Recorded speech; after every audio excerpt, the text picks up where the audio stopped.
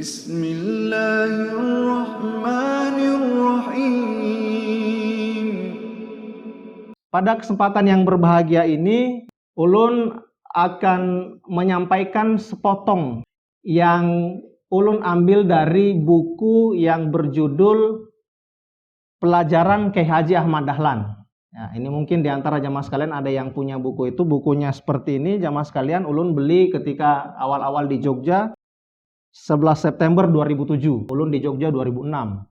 Pelajaran Kyai Haji Ahmad Dahlan, 7 falsafah dan 17 kelompok ayat. Jadi ini mungkin nanti bisa kita jadikan sebagai salah satu kajian berseri untuk bagaimana mencoba mendalami seperti apa gambaran atau dinamika, termasuk juga pikiran, gambaran batin yang dialami oleh Kyai Haji Ahmad Dahlan ketika beliau menyebarluaskan Perserikatan Muhammadiyah di tengah-tengah umat. Kira-kira begitu.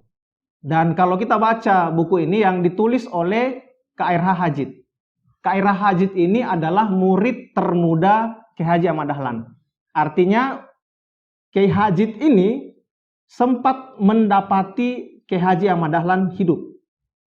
Tapi ketika itu beliau adalah murid termuda.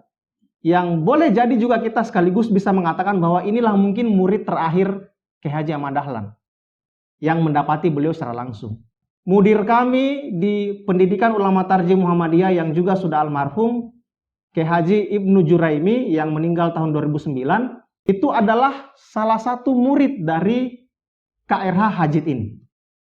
Jadi istilahnya kalau kita gunakan ilmu hadis itu ini mutawatir ya riwayatnya ke Ahmad Dahlan.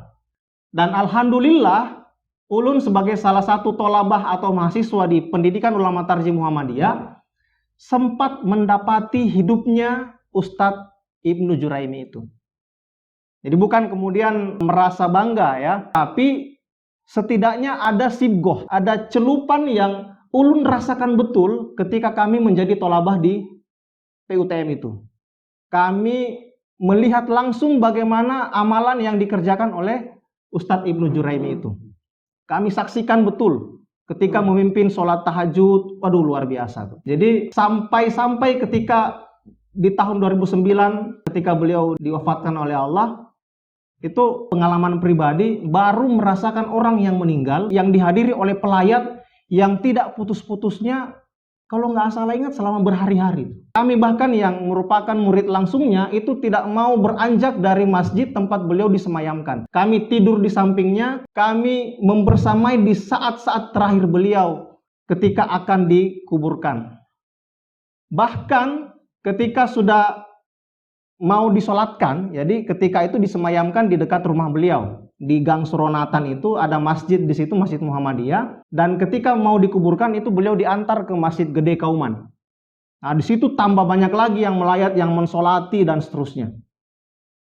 Nah kami yang saat itu adalah murid-murid beliau, itu bahkan mau mengantarkan beliau dari Masjid Kauman itu jalan kaki ke pekuburan, kalau nggak salah pekuburan Kuncen di Jogja itu.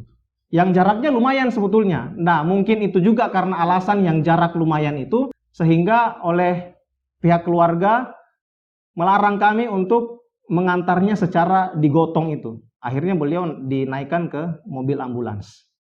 Jadi rasa ketika ditinggal itu dan kemudian tidak mau cepat-cepat berpisah itu kami rasakan. Karena itu tadi, kesan selama beliau hidup itu betul-betul sangat membekas dalam benak kami, dalam sanubari kami. Yang itu insya Allah semoga bisa terus kami bawa. Kami berdoa ya, semua murid-murid beliau yang merasakan langsung itu bisa kemudian merasakan bagaimana semangat dan apa contoh-contoh yang telah beliau berikan kepada kami itu bisa kami bawa sampai seterusnya.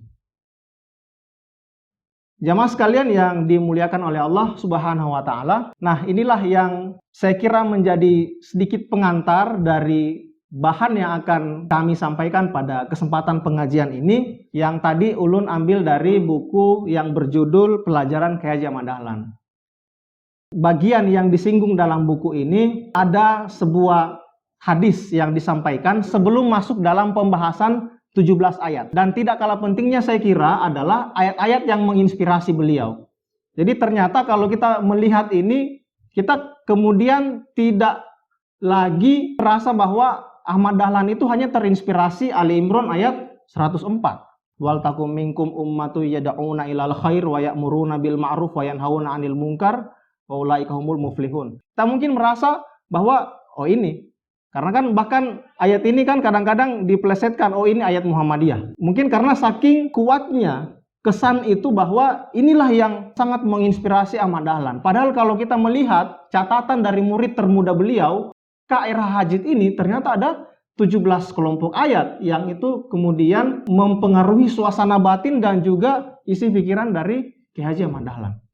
Sebelum masuk dalam bahasan itu, di buku ini ada sebuah hadis yang dikutip pada bahasan sebelumnya, yang dalam buku ini disebutkan apakah Ki Haji Ahmad Dahlan itu adalah perusak agama. Judul babnya kira-kira seperti itu. Mungkin bagi jamaah sekalian yang pernah membaca atau mungkin kalau mau gampangnya sih melalui film Sang Pencerah. Nah, di situ kan luar biasa tantangan yang dialami oleh Ki Haji Ahmad Dahlan. Bahkan beliau sampai dicap sebagai kiai kafir lah dan semacamnya. Karena ada banyak sekali tradisi-tradisi di kalangan keraton itu yang kemudian oleh Ahmad Dahlan diubah. Nah, mungkin karena upaya itulah kemudian dicap sebagai kiai kafir. Nah, padahal kalau kita kemudian menelusuri lebih jauh, tentu tidak benar tuduhan-tuduhan yang demikian.